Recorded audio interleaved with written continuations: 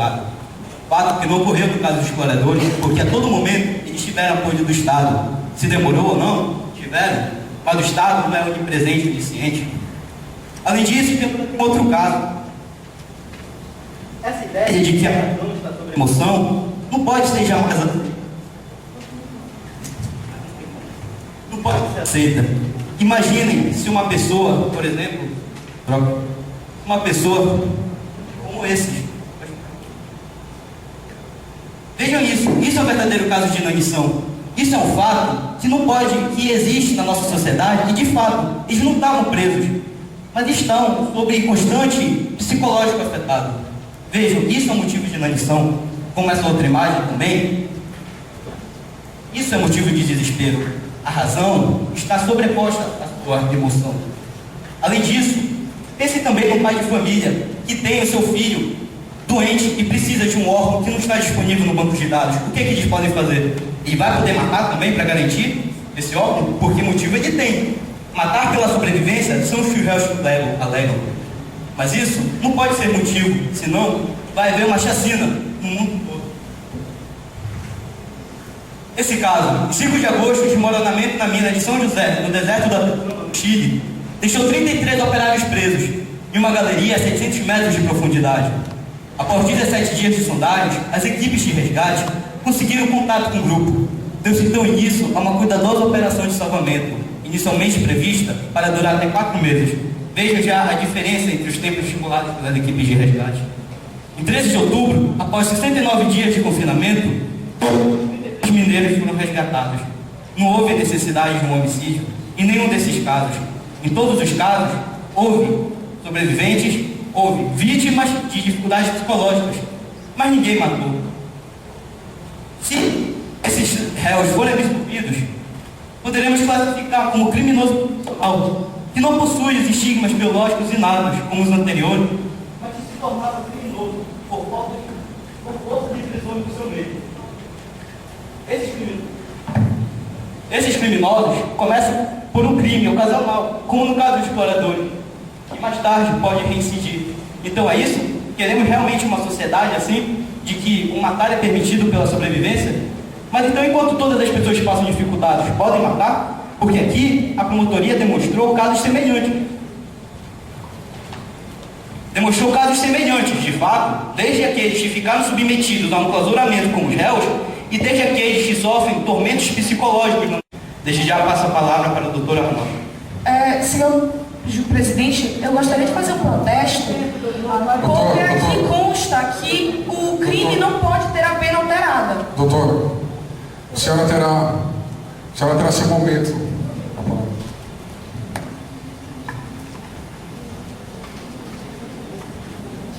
Os meus cumprimentos ao juiz de direito Gregório Alves de Azevedo e estendo aos demais presentes. Venha nesta tarde de hoje provar, ou melhor, reafirmar não só a culpa, mas também a necessidade de punição desses 3 réus aqui presentes. Reafirmo também o papel desta promotoria. Você terá o seu tempo. Doutor, não aponte no rosto dos réus, ok? Reafirmo também o papel desta promotoria com o papel de utilizar fatos e não só contos, não só suposições. Por isso, irei apresentar-lhes fatos para elucidar este caso. Começo a discorrer este caso pelo fato da sociedade espeleológica, desde os primeiros momentos, prontamente ceder todo o apoio ao resgate e o Estado, posteriormente, quando foi notificado, entrou também, se dispôs a ceder apoio e meios. Desta forma, mostra que, a partir dessa mobilização intensa que houve, os altos investimentos, 800 mil foram investidos. Investimento de pessoas morreram para salvar esses réus aqui presentes. Tudo isso já demonstra a boa vontade do Estado e a preocupação, tanto da sociedade espeleológica quanto do Estado, em cumprir com seu dever. Por isso, o resgate era uma coisa iminente. Eles poderiam ter esperado. Segundo ponto muito pertinente e concernente a este caso, se dá pelo fato de que, por estarem ausentados na caverna, não permitia que eles elaborassem suas próprias leis, esquecessem já das vigentes. A jurisdição do Estado e todas as suas leis continuavam inteiramente válidas. Por isso merecem e devem ser aplicadas neste caso, neste julgamento hoje, destes homens aqui presentes. Homens estes que estavam muito conscientes, tanto que arquitetaram um contrato, arbitrário por sinal, colocando a vida de Wetmore em um jogo de dados, um jogo banal de dados. Isso é algo inadmissível, pois a vida é inerente ao homem. Ninguém pode usurpá-la.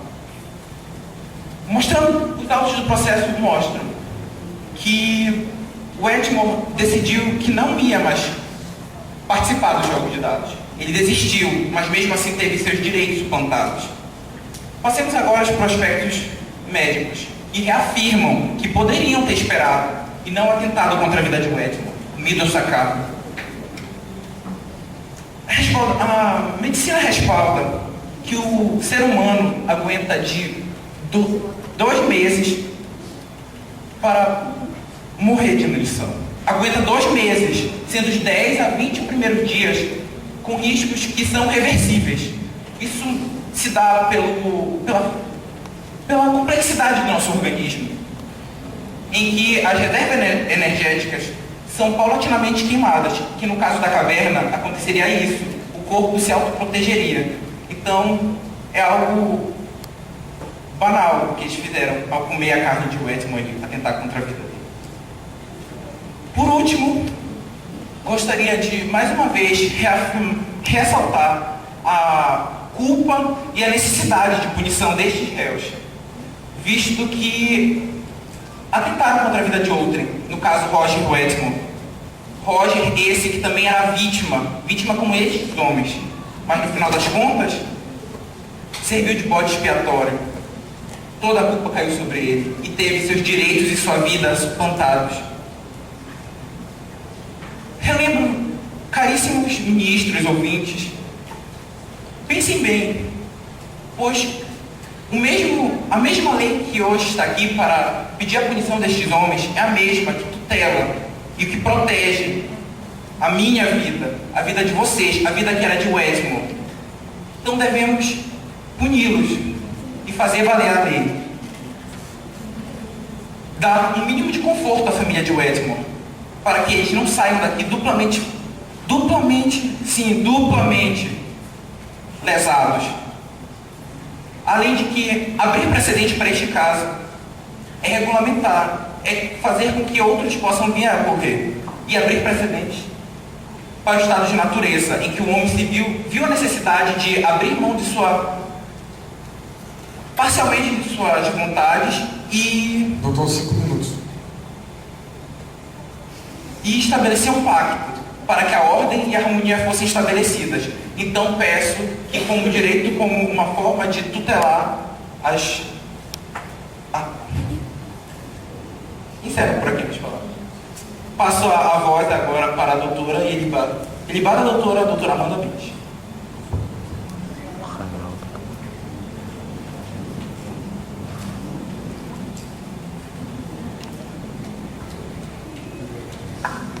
O meritíssimo presidente da Suprema Corte, Dr. Grígor Azevedo, receba as saudações do Ministério Público, as quais eu estendo aos demais presentes. Senhores, já dizia Aristóteles que a justiça é a base de uma sociedade e o julgamento constitui a ordem social. Ora, o julgamento é a aplicação da justiça. Assim, senhores, o Ministério Público vem representar o povo que clama por justiça e a sociedade que espera que a morte de Roger Wetmore seja punida. Aqueles que hoje se sentam no banco dos réus são acusados de homicídio doloso, senhores. Eles queriam resultado. Eles tiveram consciência do que faziam, senhores. Vou mencionar os autos, o que diz os autos, Senhor.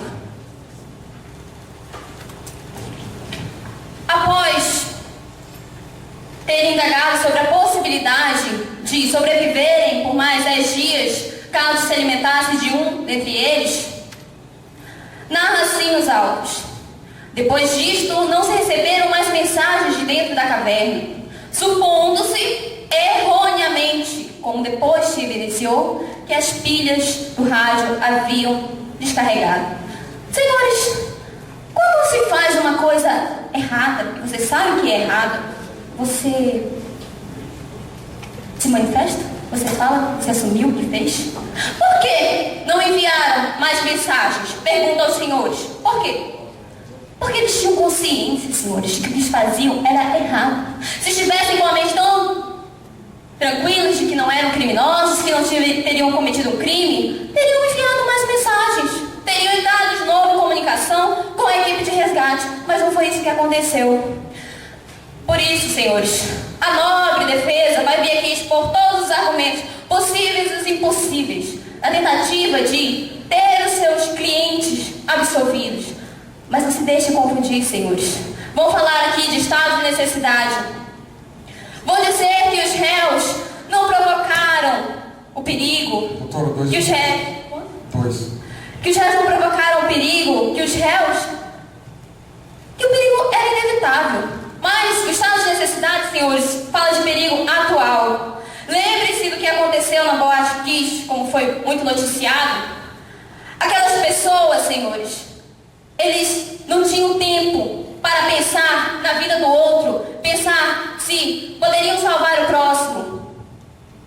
Eles tiveram que escolher, ou eles saíram imediatamente dali, ou todos morreriam no mesmo momento.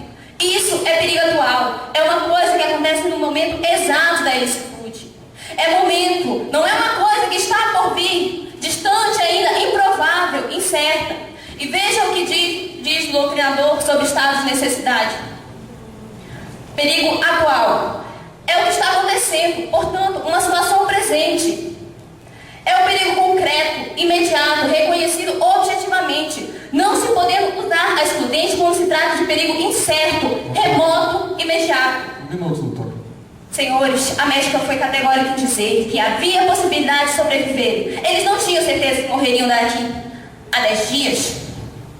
Não, senhores, não era um perigo atual. Isso desqualifica o estado de necessidade, senhores. Bom, essas foram as palavras de o grande doutrinador.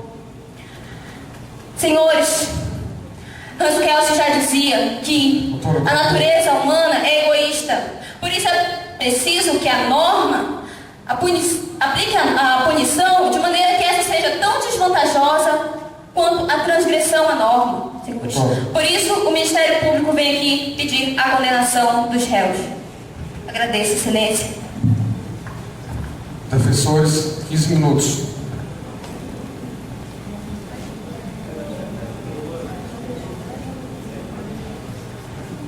Excelentíssimo, peço uma data vênia para que sejam expostos os slides. Gostaríamos também de trocar o microfone.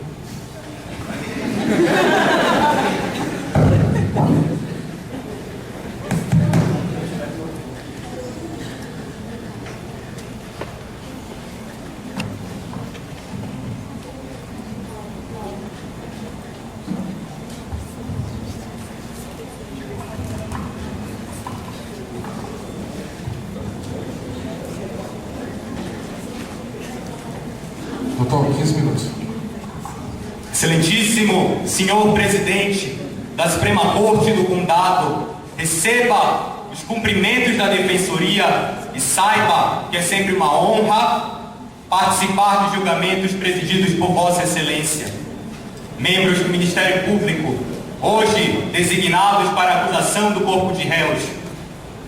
Excelentíssimos ministros do Condado do Guamá, hoje os senhores representam a sociedade que clama por justiça nesse condado, senhores. E a justiça esperada da Suprema Corte deve ser feita levando em consideração os argumentos expostos nesta tribuna.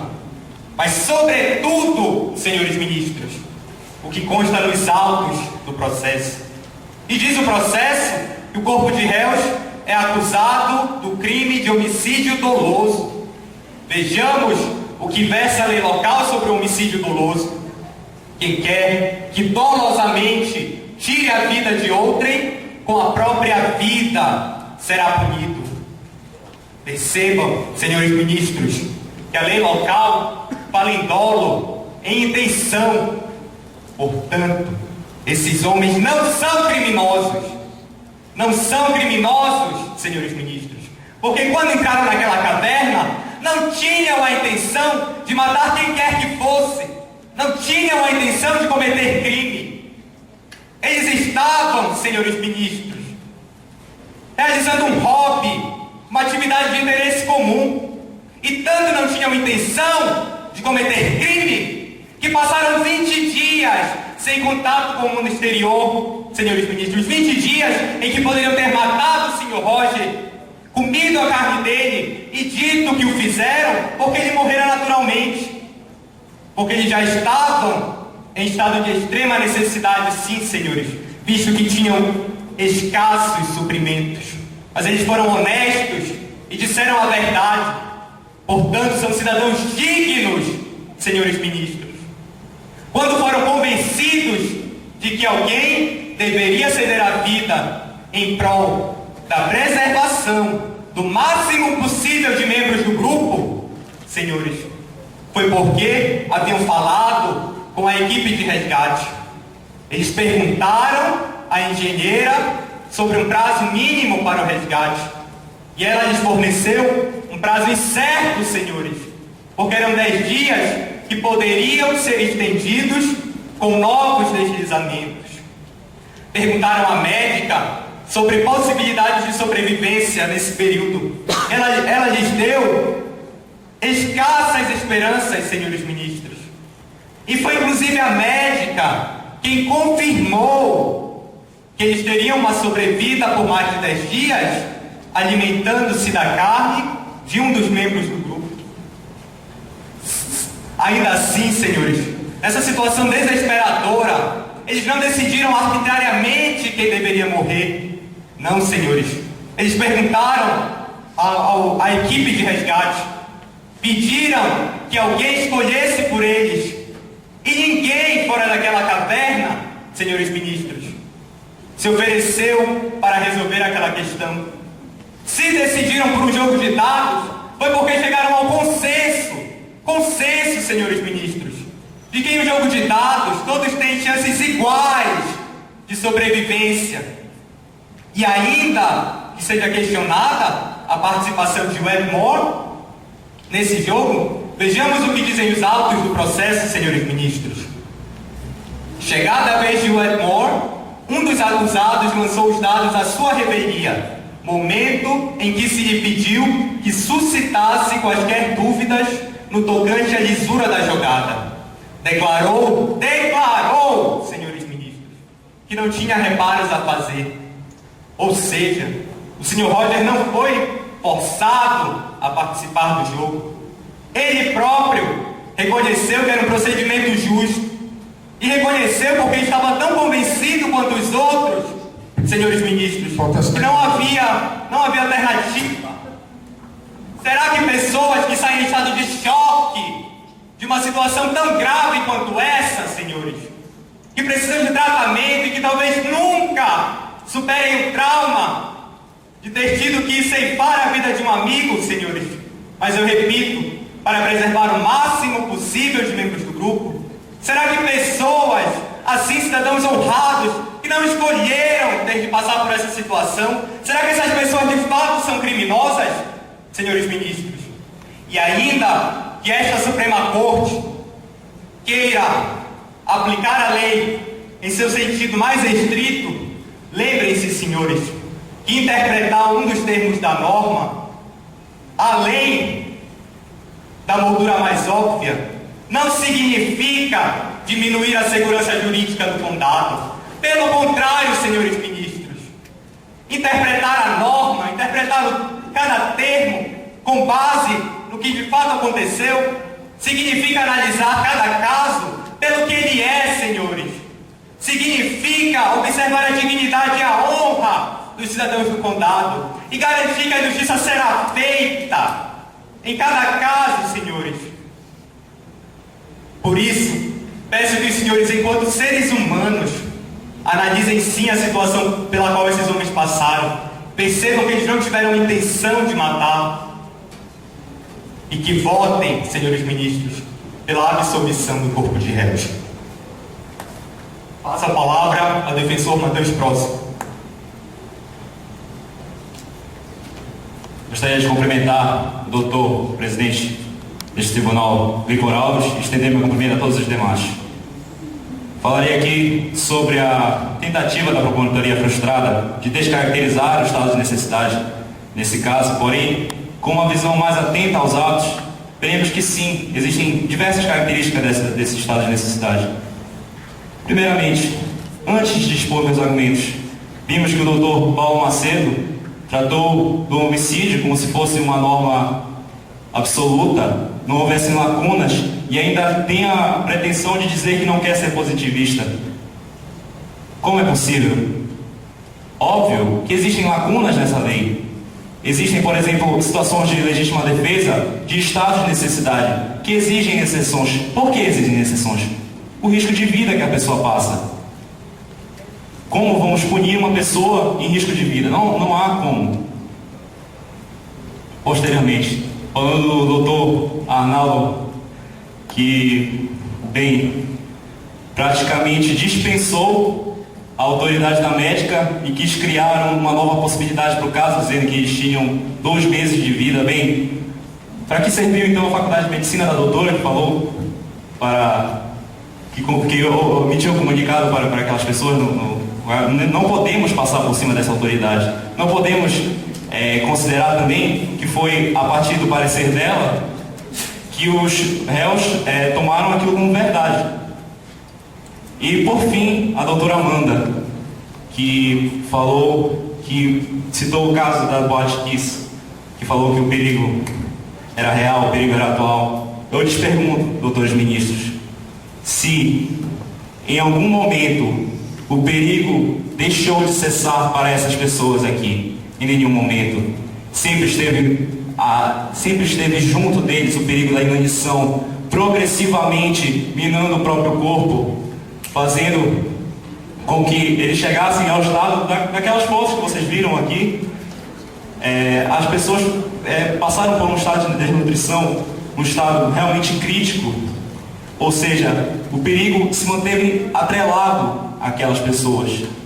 Como nós poderíamos falar que essas pessoas poderiam esperar se poderíamos postergar esse dano inevitável? Qual o dano? A morte.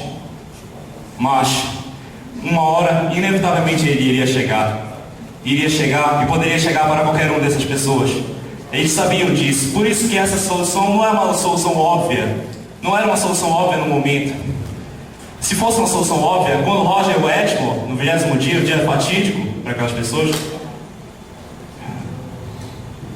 Roger Wetmore perguntou-lhes aos técnicos qual a sua opinião sobre a consumação da carne humana. Aqueles técnicos poderiam muito bem emitir um parecer sobre isso, ou até o senhor Arnaldo dizendo: olha, vocês sobreviveriam mais 2 meses. Mas ninguém falou, porque não existia essa solução óbvia de esperar. Não existia. Era um dilema da vida. Era assim. Eles estavam correndo perigo de morte. Por isso que o estado de necessidade se caracteriza nesse momento. Gostaria de ler aqui as características desse estado que estão presentes nos autos. Eles não provocaram a situação. O deslizamento foi acidental. 5 minutos. Obrigado. O perigo era real, sim. A inanição, que progressivamente aumentava. O dano iminente, qual é? A morte. E que se não se tomasse uma atitude naquele dia em que eles souberam a sua sorte, tiveram uma previsão, muito bem, o desdobramento poderia ser muito pior. Poderiam morrer praticamente todos, poderiam morrer mais pessoas. Eles sabiam disso, por isso é um dilema. E a inexigibilidade, porque é muito difícil que se exigisse outra conduta desses cidadãos, que são cidadãos, não são heróis, como a gente vai ver nas considerações finais. São cidadãos como outros qualquer. Gostaria de terminar falando que o reconhecimento dessa lacuna nessa lei não vai em nenhum momento trazer uma segurança para esse condado. Não, nós apenas estaríamos reconhecendo realmente uma situação em que qualquer um de nós poderíamos passar e que é muito válida que nós reconheçamos que essas pessoas não tinham nem vontade e nem cometeram crime nenhum. Gostaria de passar agora a palavra para a doutora Isabela Canto.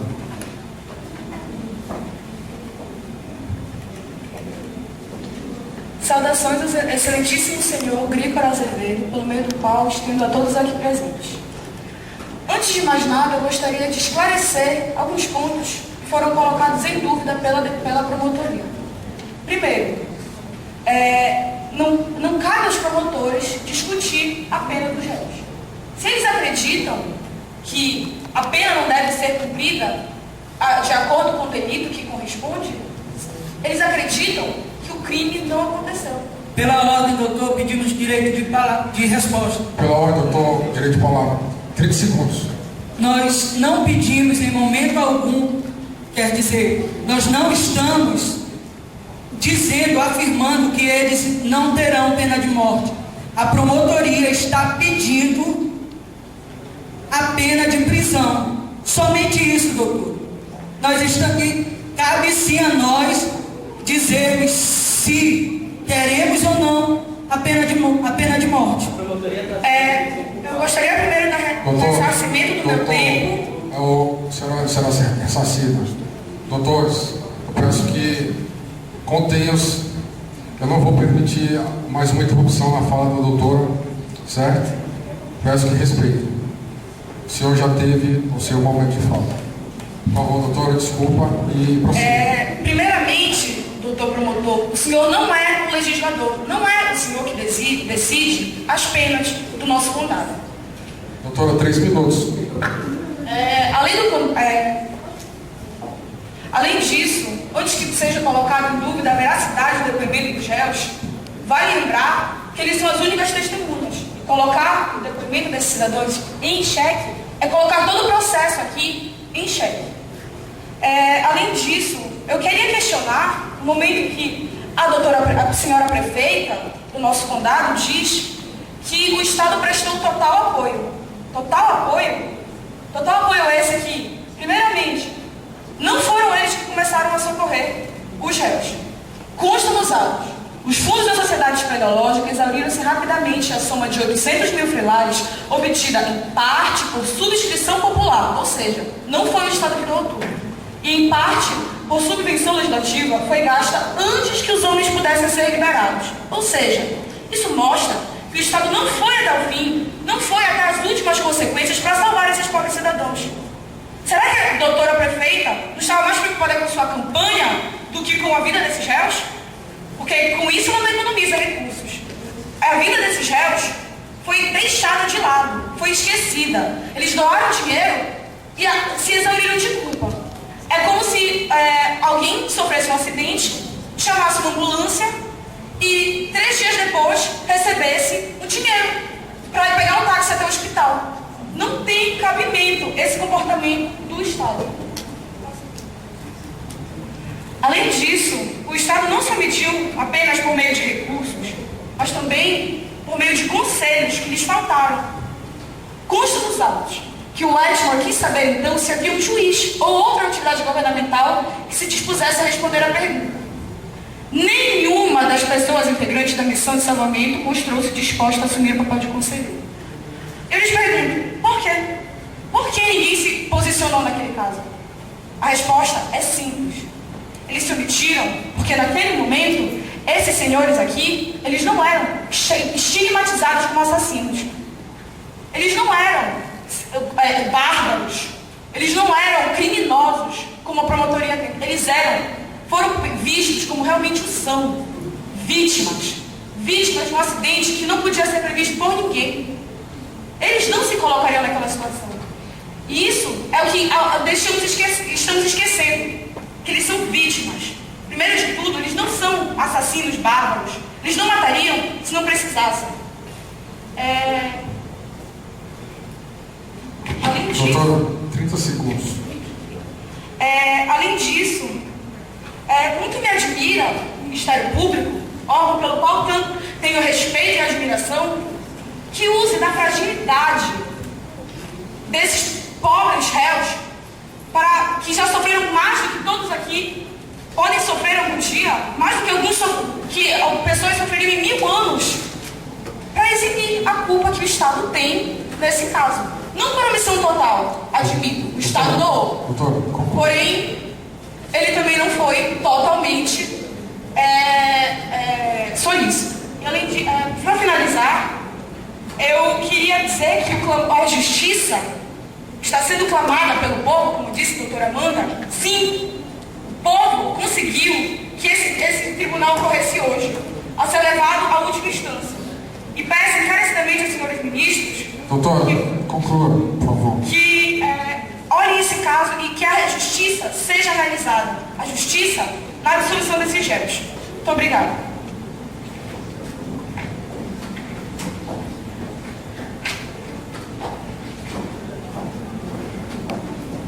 Promotores, 10 minutos para a réplica. Eu queria trocar o microfone. Certo?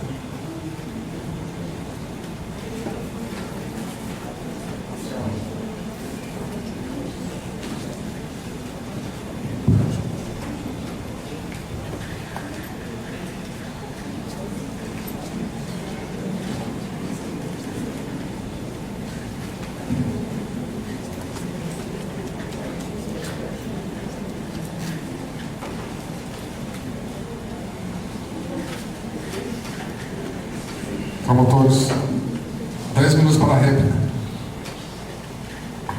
Certo, meritíssimo. Agradecido. Primeiro, cumprimento ao excelentíssimo senhor doutor juiz de direito, presidente da Suprema Corte do Condado do Ribamar, e em meu cumprimento à sua pessoa, estendo aos demais presentes. Senhores, gostaria de aqui registrar o ataque feito ao Ministério Público pela Defensoria. Senhores, não somos legisladores, verdade, mas os senhores ministros aqui, hoje, podem fazer isso. Estamos numa Suprema Corte, cara plateia, caros ministros, estamos numa Suprema Corte. Vocês têm o direito de escolher o futuro desses 3 réus. Não importa a lei. Cara, a defensoria que tanto fala que nós somos positivistas, que nós levamos a letra da lei. Nós queremos que esses 3 réus, como foi pedido, esses 3 réus que já foram condenados à forca, queremos que esses 3 réus tenham justiça. E justiça, eu quero dizer, a prisão. Prisão porque são culpados do que fizeram. São culpados. São culpados por quê, senhores? A defensoria se baseia em hipóteses. O doutor Mateus fala: os técnicos poderiam ter falado, os técnicos poderiam ter se manifestado. A defensoria se baseia em hipóteses. Eu estou aqui para mostrar fatos. Senhores, os técnicos não se manifestaram, não porque não quiseram, mas porque tinham repulsa do ato que estavam sendo perguntados. Qualquer um que ouvisse, cara plateia, caros ministros, qualquer um que ouvisse ia ter repulsa. Você não ia reagir contrariamente? Contrariamente? Se lhe perguntassem: posso comer carne humana? Senhores, Protesto. prestem bem atenção. Obrigado. A defensoria quer fazer acreditar que eles são inocentes. Eles são culpados. E eu volto a afirmar que são culpados, sim. Escassos suprimentos. Ele fala, o doutor Mateus fala tanto dos escassos. Doutor, não aponte o dedo para os réus, ok? Sim, meritíssimo. E, doutor Lucas, por favor, não interrompa a fala da doutora Thaís. A próxima vez, os senhores serão punidos. Por favor, prossiga. O doutor Mateus fala tanto dos escassos suprimentos falados pela médica. A médica realmente falou que eles não sobreviveriam, provavelmente não sobreviveriam a mais 10 dias. Porém, ela disse provavelmente. Ela abriu o argumento. Prestem bem atenção, doutores. Prestem bem atenção. Protesto negado, doutor. Ela foi ampla desde o início. Ela foi ampla quando disse escassas. E eu mesma perguntei. Ela disse, não eram nenhuma. Eles tinham sim chances de sobreviver. Então aqui, o estado de necessidade que eles tanto clamam em dizer que esses 3 homens estão inseridos é uma mentira. Eles não estavam inseridos no estado de necessidade porque eles não tinham. Eles tinham uma outra possibilidade. Tinham como escolher. Eles fizeram a escolha de matar Roger. Estamos aqui hoje para julgá-los. Doutores ministros, eu volto a afirmar, os doutores têm o pleno direito de escolher a sentença dos réus. Por quê? Vocês não são positivistas como eles dizem que somos. É engraçado, a defensoria fala que somos positivistas, mas quem é mais positivista é ela mesma. Tentando se defender, tentando com argumentos falhos, mostrando a lei pura, doloso, intenção, quando na verdade são os doutores ministros que estão aqui para resolver o caso. Prestem bem atenção, cara plateia, caros ministros. 5 minutos, doutora. Esses senhores aqui fizeram um acordo com a vida. A vida é o bem jurídico de maior valor. Vocês não podem fazer um acordo com a vida. Esse acordo é nulo. E por isso, não serve para esse caso. Senhores, concluo minha palavra e peço a condenação dos réus.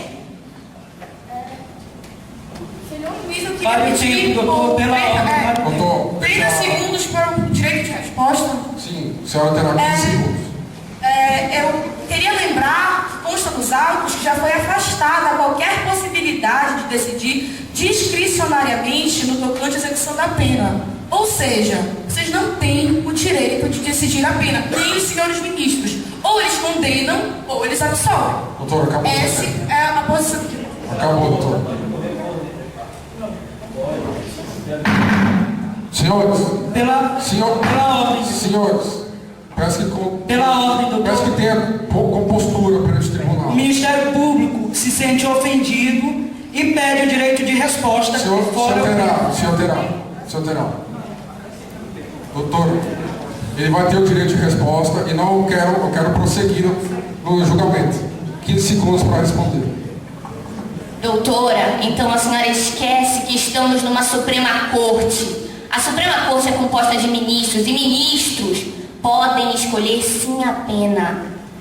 Doutora, eu nunca falei que sou eu que decido a pena. Eu estou sugerindo, Doutor, acabou doutora. o seu tempo, doutor. Prossiga, doutor Henrique.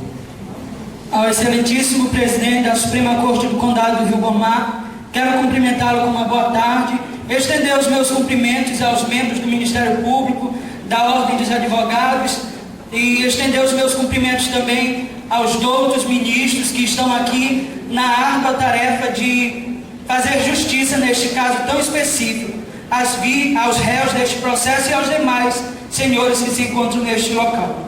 Senhores, o Estado, como a engenheira e a prefeita nos falou, em nenhum momento foi omisso e E o Estado, doutora Isabela, se Vossa Excelência não leu nos autos, não foi até o fim do processo. O Estado não iniciou, porque quem começou as buscas foi a comunidade espeleológica. Mas o Estado, sem medir esforços, fez todo o investimento que poderia fazer. Senhores, uma coisa que chama-me muita atenção: a médica nos disse que eles tinham aproximadamente 10 dias, a engenheira quer dizer, tinha 10 dias para fazer a retirada deles da caverna. E, senhores, eles estavam no 12º dia. Tinham 10, já estavam no 12º. A pergunta é, senhores ministros, por que não esperaram mais um pouco? Por que não ouviram o clamor do senhor Roger, quando ele clamou que esperassem por mais uma semana? Não eram amigos?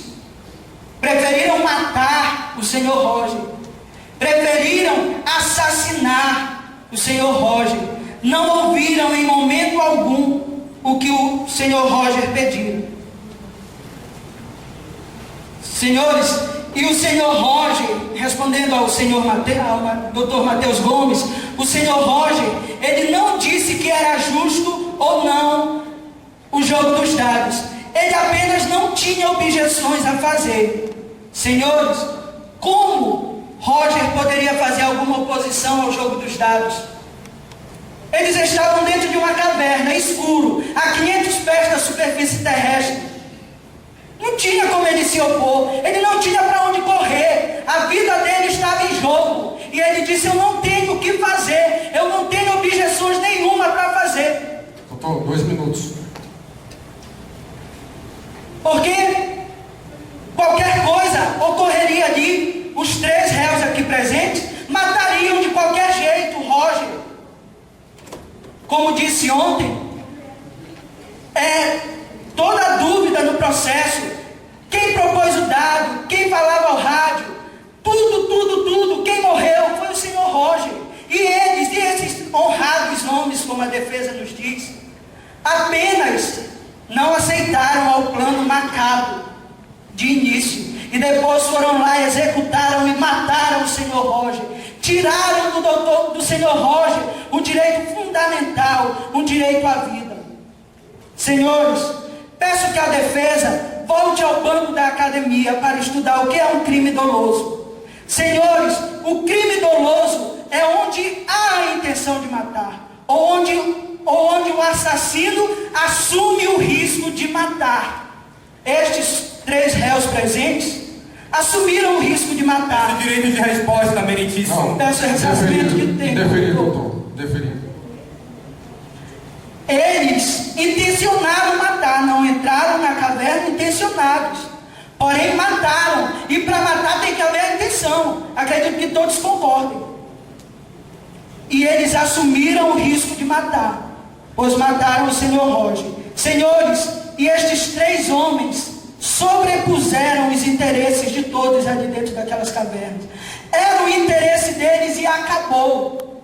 Não tinha o que se fazer. Isto caracteriza o estado de natureza, onde havia uma guerra de todos contra todos, onde o mais forte prevalecia sobre o mais fraco, e uma guerra de 3 contra 1. Quem irá prevalecer? Conclua, doutor, objetivamente. Senhores, levemos em consideração, senhores ministros, todo o caso, todo o estado que eles estavam na caverna. Levemos em consideração. Porém, não podemos justificar a morte do senhor Roger. Não podemos justificar a morte do senhor Roger com o crime que eles cometeram. Doutor, conclua. Por isso, senhores, o Ministério Público pede a condenação destes 3 réus presentes neste processo, apenas a prisão. A prisão. Nós pedimos a pena de prisão e não a condenação à morte, como doutor, defende a defensoria. O senhor já esgotou seu tempo. Obrigado a todos e agradeço. Defensores, 10 minutos para a réplica. Doutor Henrique, troca o microfone.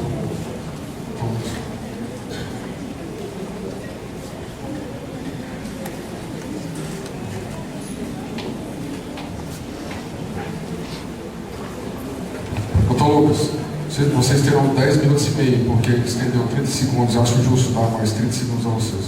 Obrigado, Excelência. Ao excelentíssimo presidente do Supremo Tribunal do Condado do Rio Guamá, ofereço meus cumprimentos, por estender aos demais nobres membros deste tribunal. Senhores ministros, como os senhores puderam perceber, a própria promotoria tem dúvida acerca da lei a qual estamos tratando neste tribunal. Senhores, perguntei ao padre a opinião dele sobre a pena de morte, que é a mesma que a minha. Senhores, o Estado não tem o direito de tirar a vida desses homens honrados. Afinal, sigo os ideais de Roberto Vieira Filho, a qual ele afirma que o Estado, compromissado com as classes dominantes, a igualdade a qual ele defende é aquela a qual dá pobreza aos pobres e riqueza aos ricos. Senhores, aqui devemos interpretar a lei de forma abrangente. Desta forma, peço que reparem aos réus. Pessoas, como está nos laudos, estão em estado de choque após tratar da convalescência do hospital. Senhores, um estado de choque pode ser duradouro. Tem pena maior do que quebrar a moral aprendida em família para resolver a situação? Senhores, o maior medo do homem é a incerteza se vai sobreviver ou não, o que provocou até o Sr. Roger. O Sr. Roger propôs o jogo. Ele era vítima da mesma forma que os réus aqui também são. Dele veio a incerteza de como iriam levar a situação, senhores. Freud define muito bem que quando o ambiente externo está favorável a nós temos capacidade de raciocinar da maneira adequada. Temos a apreensão que o futuro será algo que protegerá a nossa vida, senhores. Mas, no momento que a médica afirmou que havia escassas possibilidades, houve um conflito entre vou sobreviver ou não vou, que provocou a incerteza nos réus e na vítima, tanto que o Sr. Roger propôs o jogo. Senhores, levo o ideal de justiça de Roberto Vieira Filho, ao qual ele afirma que direito e justiça estão sempre entrelaçados. O que ocorre é que direito e lei que se divorciam com frequência. Neste caso, peço que os senhores revelem pela lei. A lei que vai puni-los não é adequada, senhores. Qual é a máxima do nosso processo jurídico? Em caso de dúvida, absolva, porque eles são pessoas honradas, profissionais, antes e depois da trágica do fato. Passa a palavra para o próximo membro da defensoria.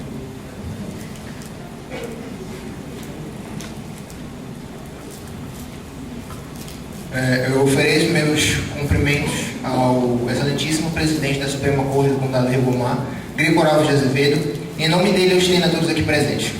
Senhores, primeiramente, é necessário ressaltar que estamos tratando de um caso complexo. Mas isso não é um empecilho para a defensoria, que está convicta dos argumentos anteriormente expostos. Ademais, eu venho aqui fazer pequenas ressalvas. Senhores, peço que atentem para esses homens que estão aqui. Poderiam eles ser tratados como assassinos, cruéis e frios? Lhes asseguro que não, senhores. Assim como Roger, esses também são homens de bem, que têm uma família, senhores. Além do mais, eles estavam dentro daquela caverna procurando, senhores, sair de um perigo iminente. Um perigo, senhores ministros, que os senhores nem sequer conseguem imaginar. Eles passaram sede, fome e tiveram medo. Dentro daquela caverna também não existia, senhores, nenhum suprimento que pudesse fazer com que eles tivessem a oportunidade de suprir suas mais básicas necessidades. Senhores, dentro daquela caverna também não houve uma intenção fria e premeditada do assassinato de Roger Wedgwood, mas existiu sim uma tentativa de sobrevivência, uma intenção de sobrevivência, e essa intenção está respaldada na concordância implícita de Roger quando não quis se pronunciar sobre o jogo de dados. Senhores, ele poderia ter jogado o dado novamente, mas preferiu, escolheu não fazer. Levando em consideração o jogo de dados, também é necessário falar que qualquer um poderia ter sido escolhido entre eles. Ademais, senhores, eu pergunto, que outra melhor opção teriam? Esperar que um morresse? Se esses homens esperassem, haveria a possibilidade de que eles nem estivessem aqui para serem julgados.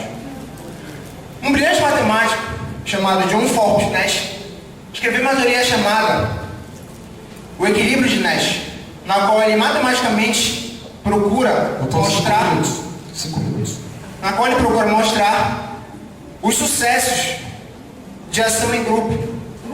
Senhores, é matematicamente provado que quando se age com egoísmo, como foi colocado pela promotoria, as pessoas que procuram estratégias por si mesmas, valorizando o individualismo e o egoísmo, conseguem ter menos sucesso do que aquelas que procuram fazer isso trabalhando em conjunto.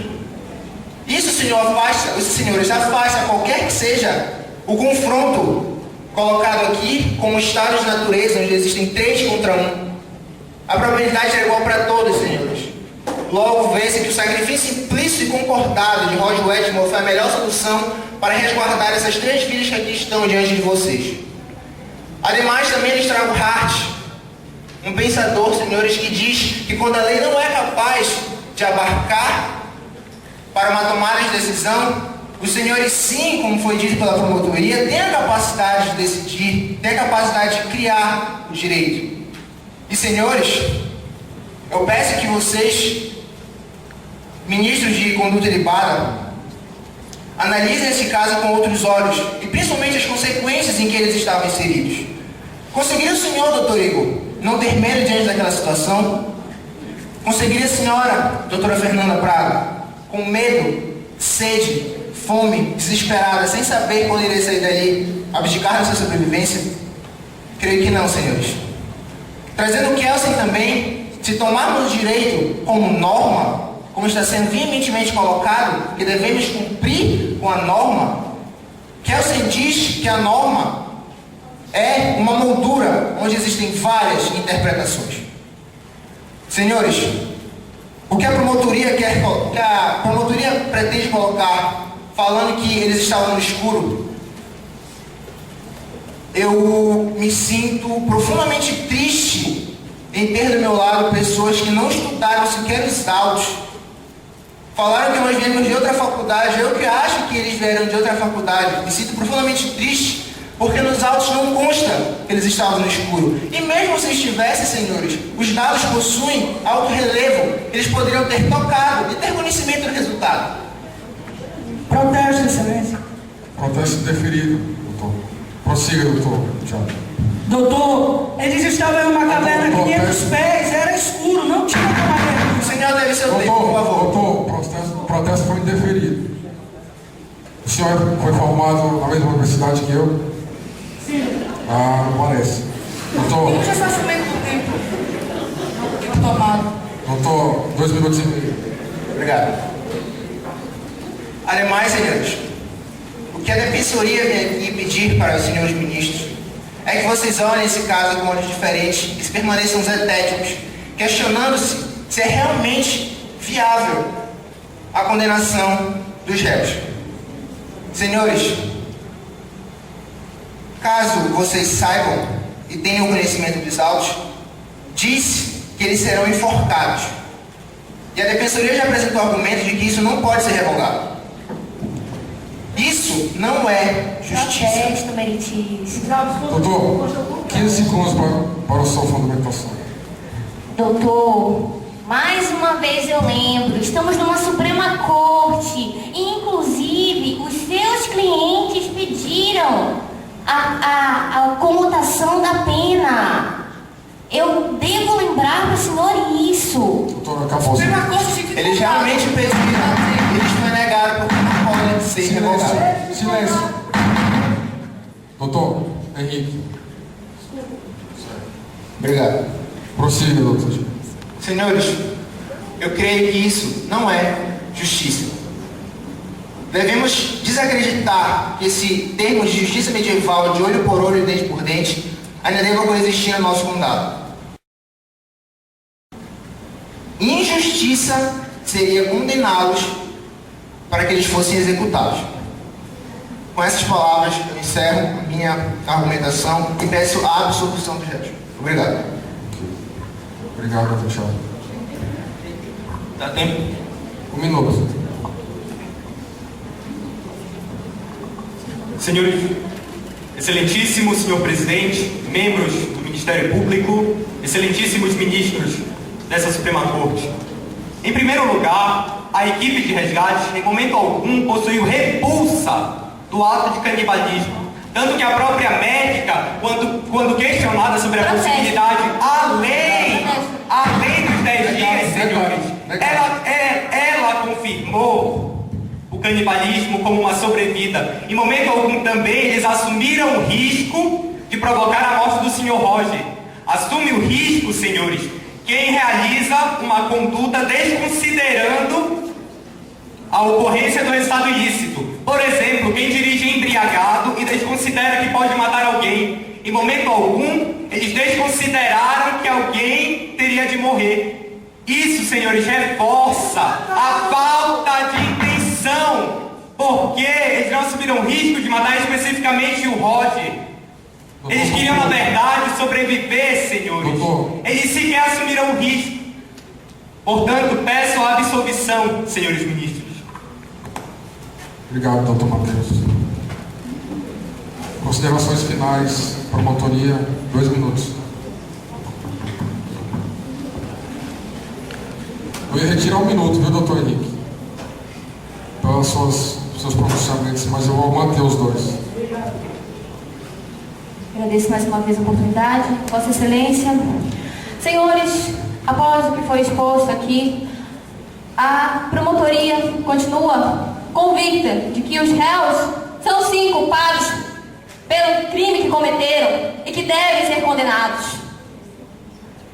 A defesa nos acusou levianamente de pretensões positivistas, mas percebam, senhores, se mostram mais positivistas do que qualquer um aqui.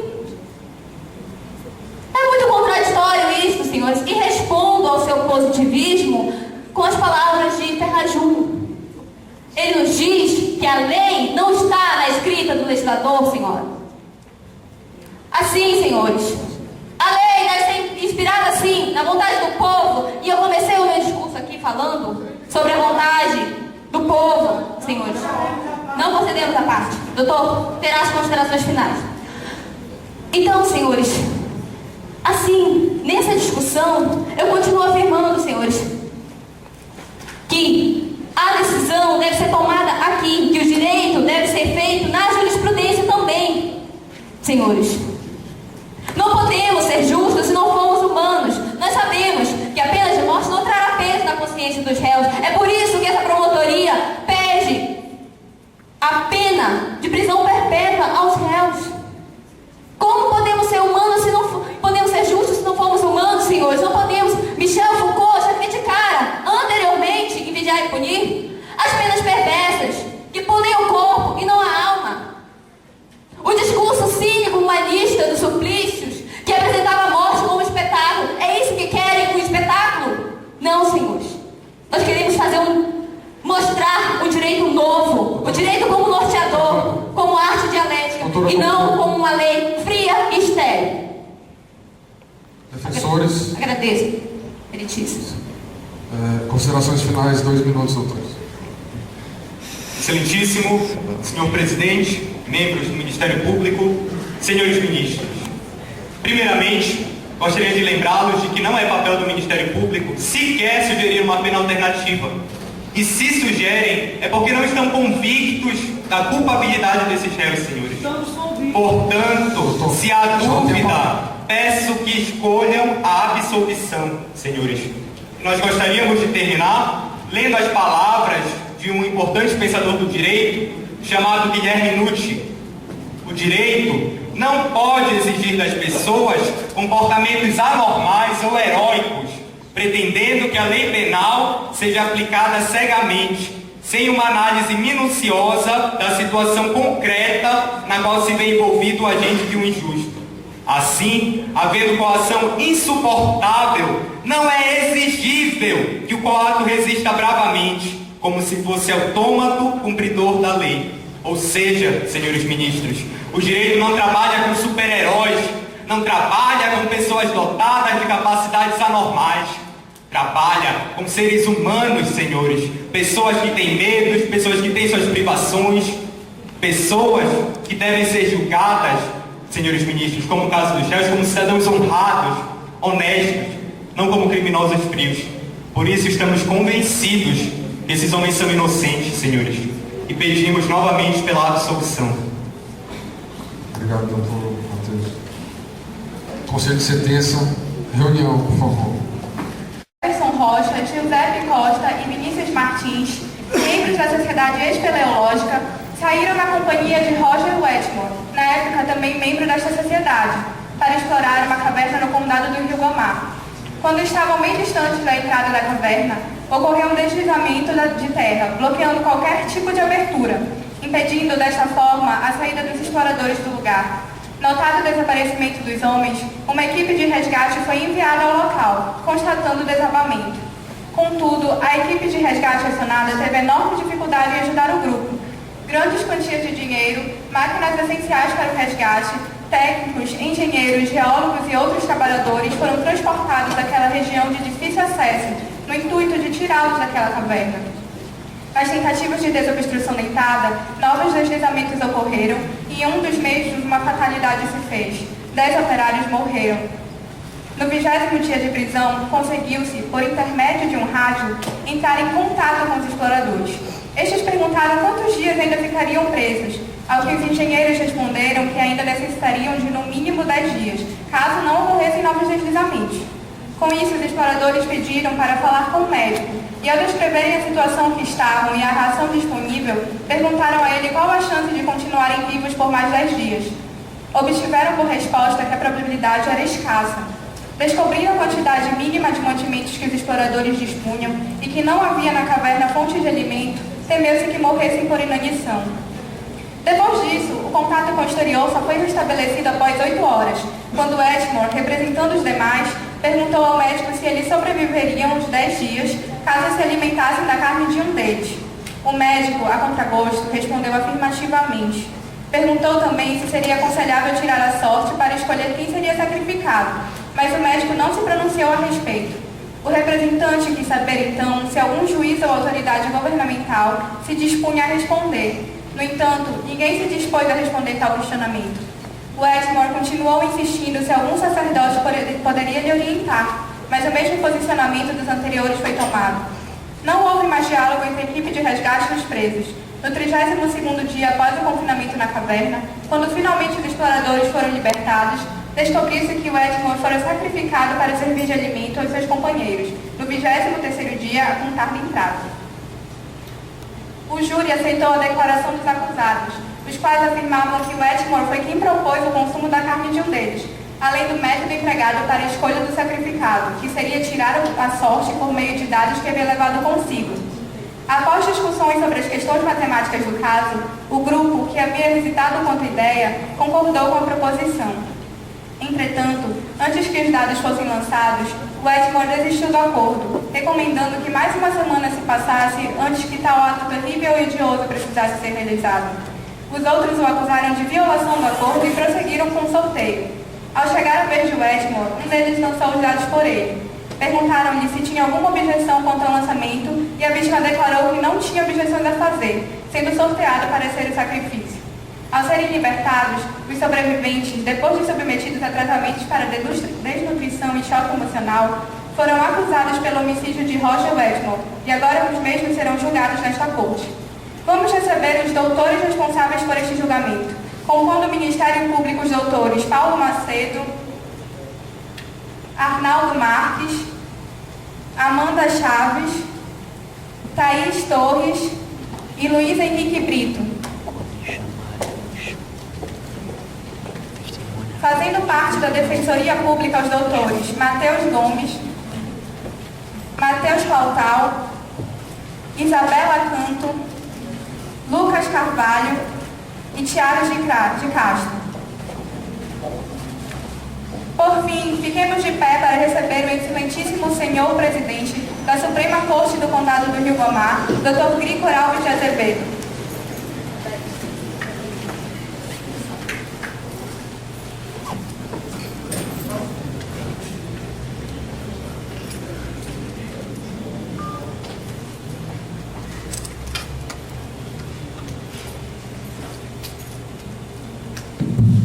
Acomode-se.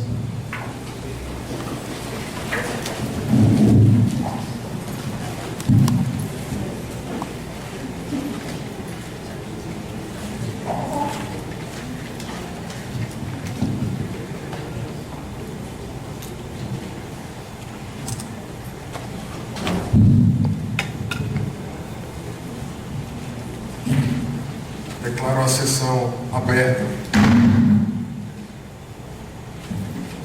Quero cumprimentar a douta promotoria, representantes do Ministério Público do Condado do Rio Gomá.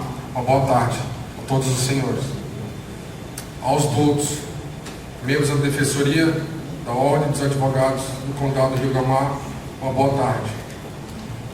Aos ministros, aos 10 ministros formando o Conselho de Sentença, juízes de fato, estendo os meus cumprimentos na figura do Dr. Arthur e estendo a todos os demais. Os oficiais, também uma boa tarde, e a plateia que saída de suas casas para a presença nesse tribunal para saber da justiça, como funciona a justiça nesse condado. Quero chamar para a inquirição a primeira testemunha perante a Constituição desse condado. Jura dizer a verdade, nada além da verdade.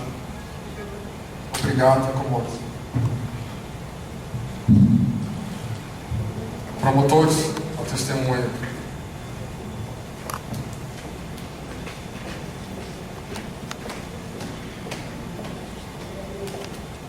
Agradeço, muitíssimo. Doutora Amanda, a senhora, segundo os autos, afirmou que os réus e o senhor Wetmon tinham escassas possibilidades de sobrevivência. Porém, eu queria perguntar-lhe, escassas para a senhora significam nenhuma? Ou havia possibilidade? Doutora Thaís, escassas possibilidades significavam uma quantidade muito pequena de sobreviver aos 10 dias. Porém havia. Porém havia. Agradeço, estou satisfeita. Defensores, testemunha.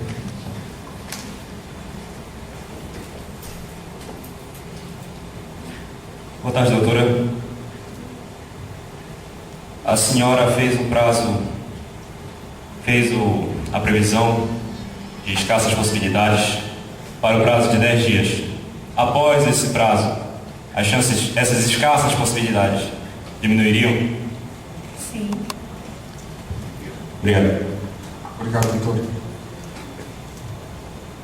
Quero chamar para a inquirição o padre Antônio.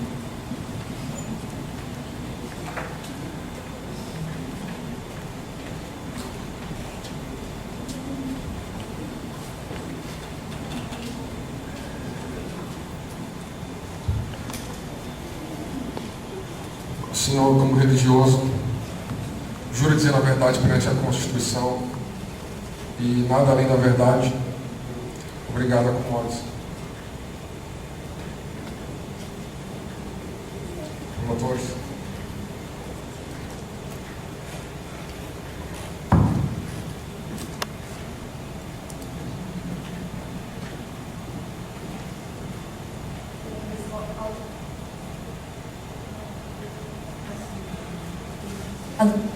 Agradeço a oportunidade, meritíssimo. Boa tarde a todos.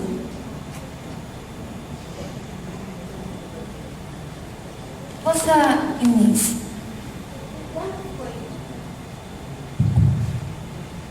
quando foi procurado alguma autoridade espiritual, para que se consultasse a respeito da possibilidade de sobreviverem se alimentarem da carne de algum entre eles. Nenhuma autoridade espiritual foi encontrada. Porém, quanto autoridade espiritual, o que diria se estivesse naquele momento para dar a sua opinião? O que diria sobre a conduta dos réus? Bom, certamente as possibilidades aumentariam se eles consumissem carne humana. Porém, isso não exclui o fato de que o canibalismo é abominável, simplesmente abominável sob qualquer ponto de vista, tanto religioso, moral. Muitíssimo. Defensores.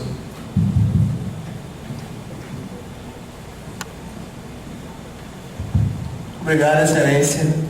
Boa tarde, Apenas. O senhor, como representante da igreja, a qual tem a moral que preza a vida, e no nosso caso, os exploradores de caverna, a lei é bem clara quanto à penalidade para os réus. Pergunto ao senhor, que não participa para a formação da lei, mas pergunta a sua opinião sobre a pena de morte, por favor. Bom, meu posicionamento contra a pena de morte é claro que sou contra, porque somente Deus tem o direito de decidir sobre a vida. Muito obrigado. Obrigado, Padre Antônio. Quero adquirir a engenheira Elizabeth. Isabel, por favor.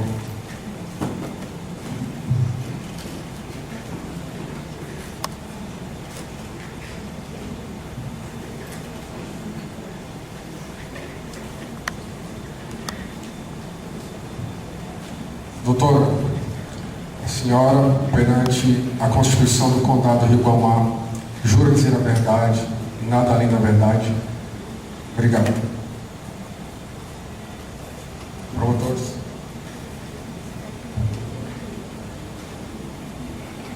Boa tarde a todos. Isabel Grau. As dificuldades que ocorreram quanto à agilidade do processo de resgate se deram porque o Estado não empreendeu os esforços necessários ou foi porque a área era de difícil acesso devido às técnicas naturais? O Estado tentou ajudar o máximo que pôde, tinha equipes médicas, tinha equipes de engenheiros. No entanto, a área era de difícil acesso e houveram 2 desmoronamentos. Defensores. Boa tarde.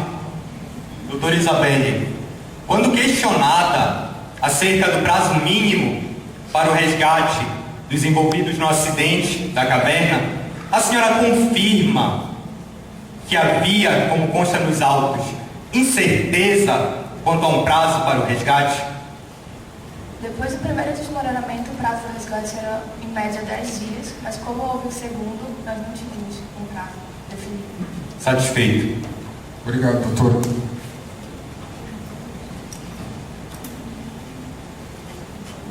Quero chamar à inquirição a prefeita Beatriz.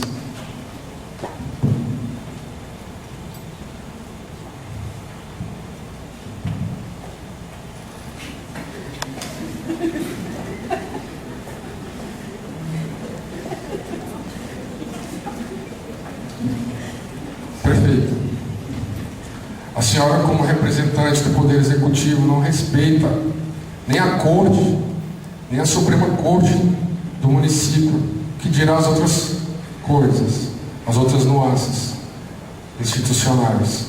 Eu sinto muito por essa atitude da senhora. Não condiz com o representante do Poder Executivo Municipal. A senhora teria meu voto, mas com essa atitude, a senhora passa a não ter.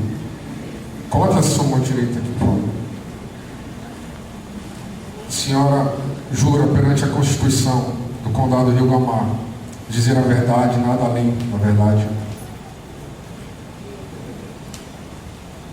Primeiramente, eu gostaria de replicar o que o senhor disse, porque...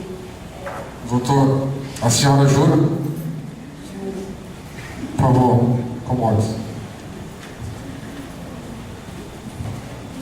Promotores. Boa tarde a todos.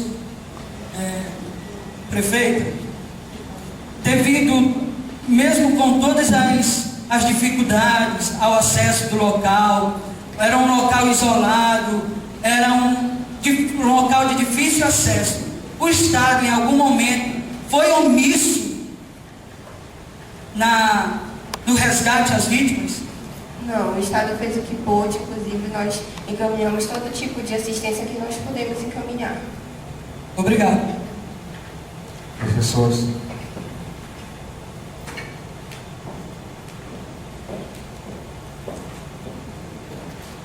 Boa tarde a todos. Prefeita, minha pergunta vai ser bem direta. A Defensoria gostaria de saber quem foi que primeiro assistiu aos exploradores no momento em que eles ficaram presos na caverna. Se não foi o Estado, a partir de que momento ele entrou no resgate? Quem primeiro assistiu os exploradores foi a associação que eles participavam, até porque eles não tinham dimensão da tragédia. Em segundo momento, quando eles passaram a ter dimensão disso, foi que eles acionaram o Estado e nós participamos. Eu gostaria de declarar a minha solidariedade com a população que está protestando a favor desses acusados. Ok, muito obrigada, satisfeita. Obrigado, prefeito.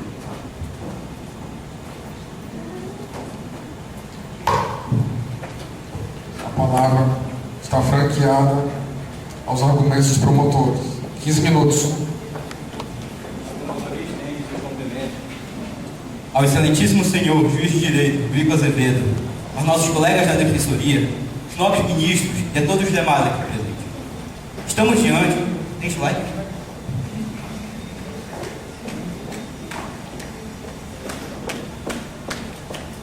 Bom, o homicídio, queremos deixar bem claro aqui que a promotoria está acusando os réus por um fato, o homicídio. Não é pelos fatos deles terem comido carne humana, não. É pelo fato deles terem matado para conseguir esse fato.